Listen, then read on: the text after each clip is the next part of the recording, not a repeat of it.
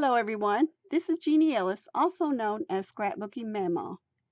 I am a designer, YouTube designer with the Quality Crafts design team. And today I want to share with you on my make of doing a Christmas card using one of Jen's digitals. The one I am using is the Christmas candle, but I am also using something that I found through a link on through her store, going from her store to Amazon, on some markers. And these are brand new to me. I've not made a project with them yet, so I'm going to try them out and see how they do. And I thought I'd just share with you my take on them. Now, I've gone ahead and decided on the colors that I'm going to use for my flame first, and I'll probably add maybe a little yellow in there. I'm not sure yet, but this is so far what I'm going to be using. The colors, and they're the Ohu, Ohuhu. Now, that might be totally wrong the way I'm saying it, but that's what it looks like to me. And the colors I've got here in my hand right now, this one's a geranium, this one's cerulean blue, this one is a plain orange, and this one should be a canaria yellow. And I'm going to work with these colors and see how they do. And a lot of times what I like to do is see what they look like on a piece of paper, and I've already done that with some of these, just to see what the colors, might come out looking like. So we're going to check this out. Now, from what I can tell, the colors are pretty right on what I would think they are. So I am going to go ahead and start maybe with a little bit of the blue, because the hottest in the flame is toward the bottom of the flame, because it's right near to where it's first ignited. So let me get the fine point, and I'll just kind of put little blues into it. I'm not going to do a lot of blue, just to get the flame started. And then I am going to take the next color, which is going to be the red, the geranium, and I'm just kind of going over it a little bit. And I could totally change this out later if I decide I don't want it. What I like about digitals is that you don't have to worry about it. If you make a mistake, just print it off again and you've got it going. So I'm just going to kind of put that in there like that. And I know normally the colors here are supposed to be like single, it looks like maybe, but I'm just kind of, doing it like a flame would do. I'm going to go ahead and add a little bit more blue in that. And we're just experimenting anyway to see if I can do it. These colors seem to be working really, really well.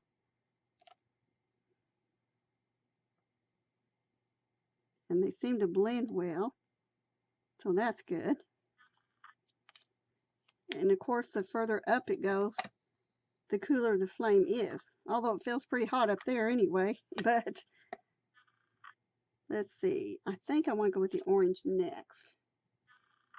No, I think I'm going to go ahead and go with the yellow this time. Just kind of do this.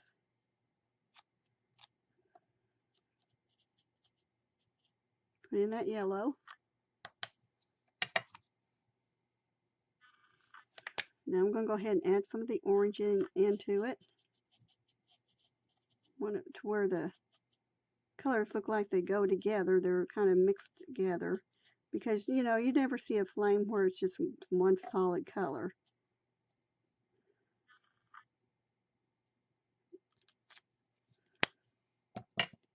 And let's see, maybe a little bit more the red up here. And I'm using the fine point of the marker.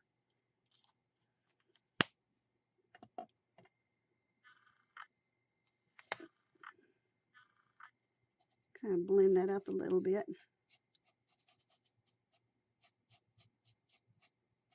Okay, so I've just kind of basically blended it all together now with my yellow.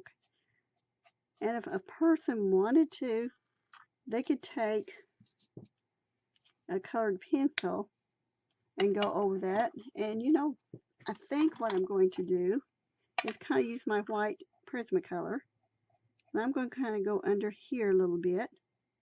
And if I go off any lines or anything, I can use a gel pen and kind of fix that up. So I'm just kind of using my pencil to kind of blend it in even better and make it look more like it's, flaming rather than just solid colors here and there. So, and I like that because it doesn't look like, it's just a solid flame. So, and I could go back in with it with a pencil and put more of a, let's see, maybe more of the yellow in it with the pencil and blend this part in too. And it does not hurt to combine markers with pencils at all. Because I really don't want that to be like a solid line there. Okay, now I am going to leave this for now, and I may, work on that again later. Now for the next thing that I'm going to do is take my geranium again, and I am going to use the fine point again because right now, because these colors are new to me, I feel like I have more control over it this way. So I'm just going to kind of go inside. And if I go up here a little bit, that's fine because I'll be doing something with that anyway. But right now, I'm just kind of trying to get where I want my red to go. And I'm going to try to be as careful as possible for the leaves here, the little ferns. Okay, I'm just kind of going over here. I wanted to have that little shine in the middle.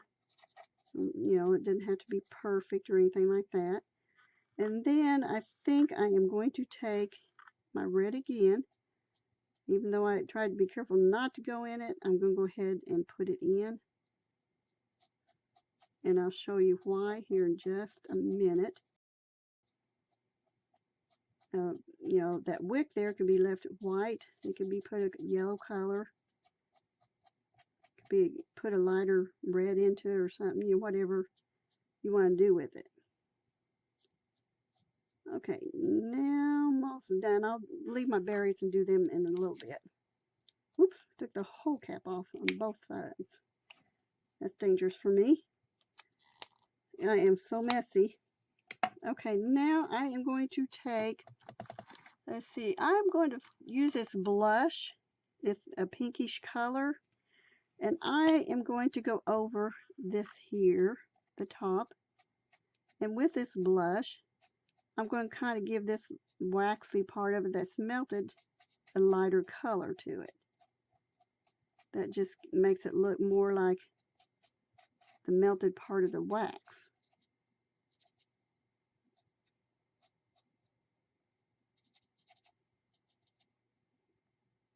I like that. That came out good, and I did go over, but that was my fault. The pins don't seem to be bleeding at all, which I really like that. Because I've had some pins that bleed really bad. I don't use markers a lot simply because I've gotten used to having Prismacolors.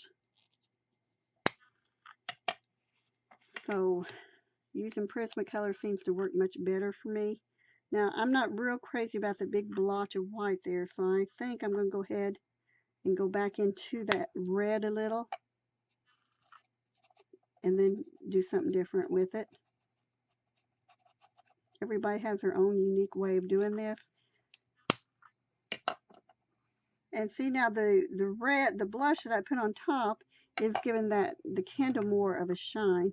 And I'm going to show you something later what I'm going to be doing with that part, or with my candle, that maybe you've never seen before. You may have, but you may not have. But it's something that I think gives the piece a uniqueness to it. So, okay, now I'm going to take my, let's see, lemon yellow, and I'm going to color my wick. And it does seem like, yeah, it does seem like that bled just a little bit there. It's probably the way I did it. So, Now I'm going to take some green. I'm going to set these colors aside. I like to leave out what I'm using so that way I don't forget what they are, because I do that. I have a tendency to do that, being very forgetful. Um, I think I want to start out with some lighter greens first. This one's called Spring Dim Green. And, whoops, that was the act for the day that I just did. Okay, I like that green, and I'm going to take it, and I'm going to kind of go here. I'm just kind of going off the edges a little bit here, from the inside off, outward, I should say.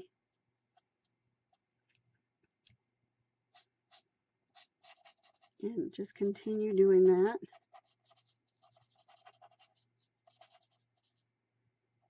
And I may go further. I never really know how I'm going to do it until it gets toward the, when I'm actually doing it, then I go, oh yeah, I want to do that instead. So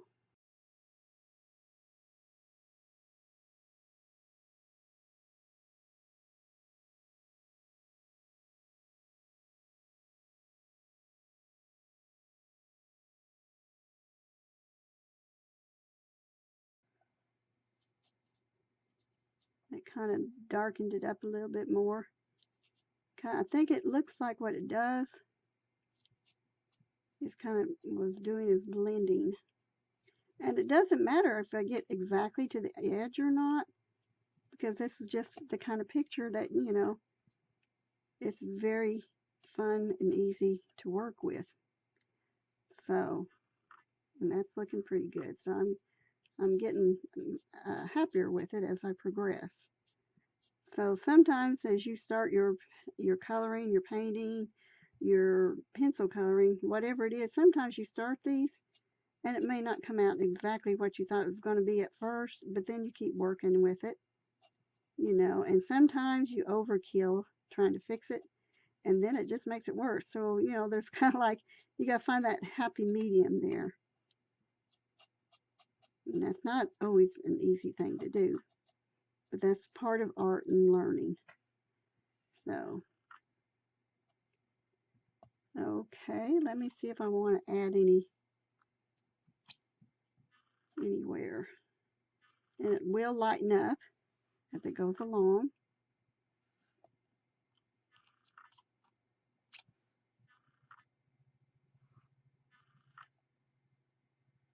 Okay, now I'm going to leave that just like it is.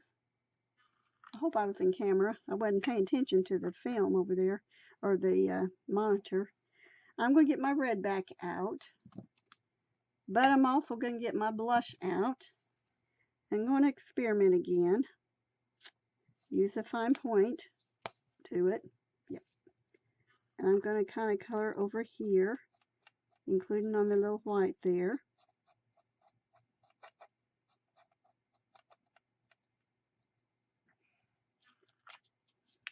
I'm learning, and it's fun to do. It really is fun to do. Okay, now I'm going to take my geranium, kind of go over my cherries. It seems on a lot of things where you use red, red seems to bleed no matter what color or what medium it is.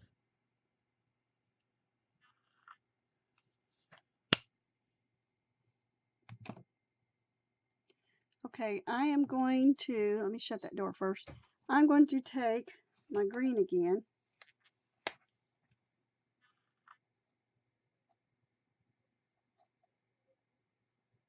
Because some of that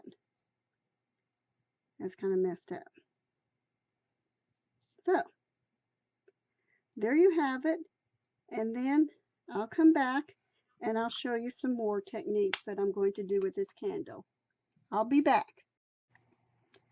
Okay, now I have finished coloring up my candle and also colored up the little branches and everything in the hollies. So now I want to do a technique, and you've probably seen this in other places, but I want this to look more maybe waxy and shiny and all this kind of, look to it. So what I am going to do, and what you'll need if you decide to do this, is your Versamark and also ultra thick embossing enamel. Now what I do is that I take, let me open this up, put it to the side. I take, and you can see it's well used, very well used, but that's okay. I am going to take my candle, let me get this off, and I'm going to take my candle and press it into the ink pad, and being careful not to tear it any. You know, I mean, if you get too wild with it, it could cause a good tear to it. And I've done this on other projects, and I really like it. And usually it takes like 2 or 3 times to do this to get it to be the way you want.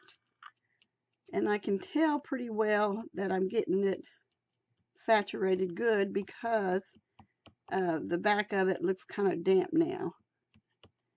So I'm just going to go over a little bit more up here, back over here. Now I'm going to put my lid back on it, and I'm going to take my embossing powder, and I'm going to sprinkle it generously across the candle.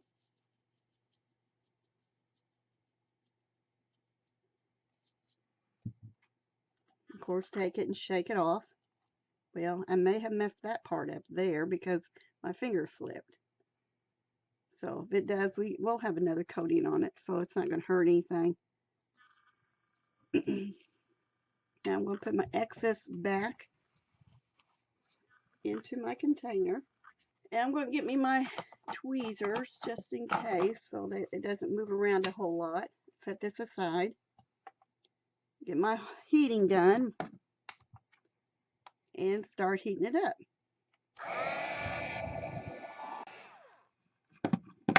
Okay, now here's the reason why you need to do more than one coating, because you'll see it's not smooth. And so that's why you need at least do 2 coatings of it. And sometimes it will put a little white blotch in there. I'm not really sure why. I don't know if it's the brand or what, but sometimes they'll do that. It can be picked out if you want it, if it messes up with your look. But I'm going to go ahead and go on with it. I'm going to get my paper towel. I'm going to divide my paper towel in half because it seemed like it was too bulky to empty out the excess. And it will splatter around, but that's okay. Now, put it through it again. It's cooled off enough. Do the same thing. And somehow there's some glitter in there. I don't know how that happened, but it doesn't look bad with it, so I'm going to leave it. Not going to worry about it.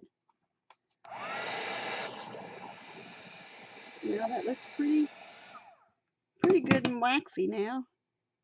So you can see the shine to it, how it does that. And I'm really very happy with that now. So next step to do is to get my supplies to make my card, and I'll be right back. I'm back, everyone, with the finished product. I made the card simply by adding the embellishments and doing some mounting of mounting sheets here. And first step, of course, would be to get your white base for your fold. And then instead of leaving a white around there, I went ahead and put gold glitter paper that would fit totally on the front because I really didn't want the white to show. And I added 3D dots on the back of the red glitter paper so I could have it raised up a little bit. And then I also added some 3D dots on the bottom of my candle, and I added a gold bow on top of my candle because I thought that would give it a nice little touch to it. I added a snow butterfly, and it's either snow or winter butterfly, I can't remember which it is. And I added a red bow here, a little doily with red bow on top of it, and some 3 flat pearl beads is what I added here.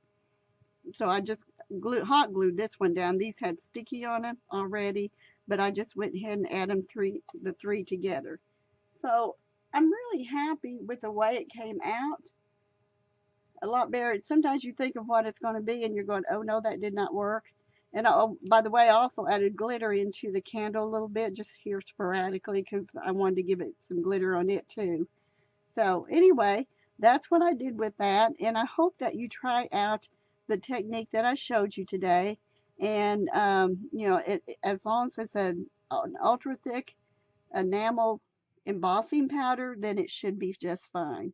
So thank you. Have a great day, and I'll see you next time. And be sure to check out the links below.